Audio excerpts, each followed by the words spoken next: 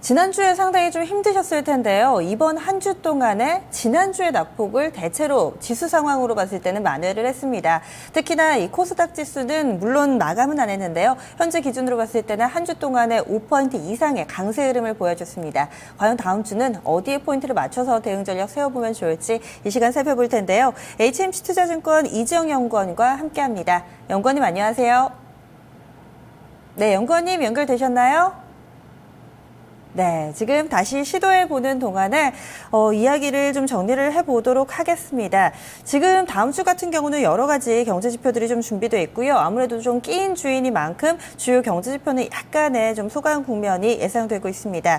지금 중국 쪽에서는 제조업 PMI 나오고 있고요. 그리고 또 국내에서도 어닝 시즌에 아무래도 좀 본격적으로 진입하기 때문에 이 부분에 포커스가 맞춰지고 있습니다. 오늘 이 장 마감하고 나서 LG화학 나오고요. 그리고 다음 주에도 이제 실적 발표가 속속 있을 예정인데요. 과연 어디에 포커스를 맞출까요? 이지영 연구원님 연결되셨나요? 네, 안녕하세요. 네, 먼저 해외 변수부터 좀 정리를 해주시죠. 네, 우선 지금까지 좀 난항을 빚어왔던 그리스의 구제금융 협상과 또 중국 증시의 급락 등 이런 대외 악재가 좀 해소가 되면서 다음 주에는 주목할 만한 해외 변수는 좀 많지 않은 편입니다.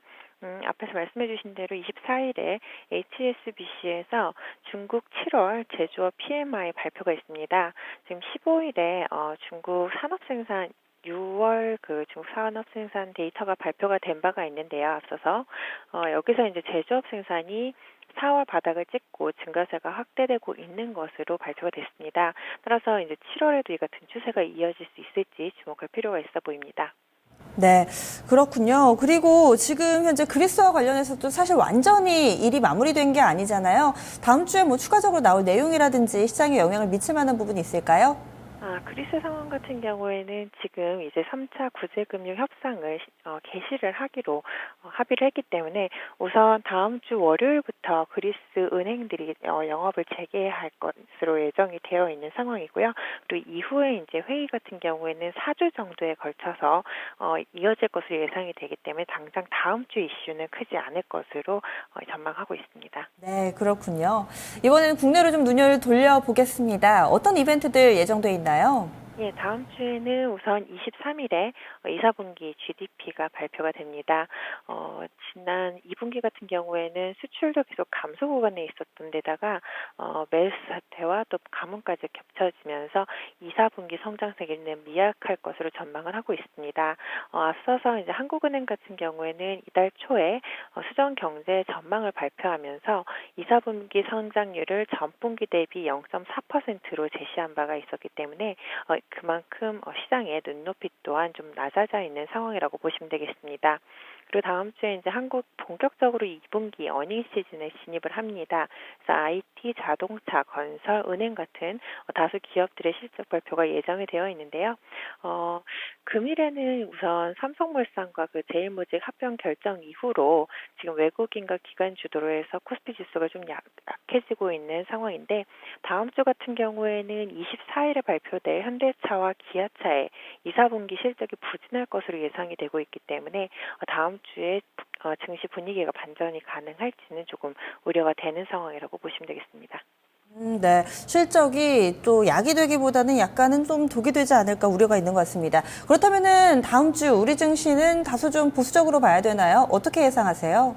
네, 앞서서 말씀드린 것처럼 대외 불확실성 같은 경우는 상당히 많이 완화가 되면서 주식시장도 안정세가 회복이 될 걸로 전망을 하고 있습니다만 지금 당장 다음 주는 놓고 본다면은 자동차 브랜드의 실적 발표가 있어서 이 부분들이 좀 증시 분위기를 누를 수 있지 않을까 이 부분은 우려된다고 말씀드렸습니다. 그래서 전반적으로는 2, 4분기에 이어서 지금 3, 4분기까지도 실적 전망치가 하향 조정되고 있는 분위기에서 상대적으로 이제 3분기 실적 전망치가 상향 조정되고 있는 이런 업종들을 피킹을 하실 필요가 있겠다고 보고 있고요. 우선 이제 중권, 화학, 에너지 업종 등이 상대적으로 관심 받을 것으로 전망하고 있습니다. 네. 그리고 지수상으로 봤을 때 오늘도 장 초반에 2100포인트 터치하고 나서 약간 좀 조정을 받더라고요.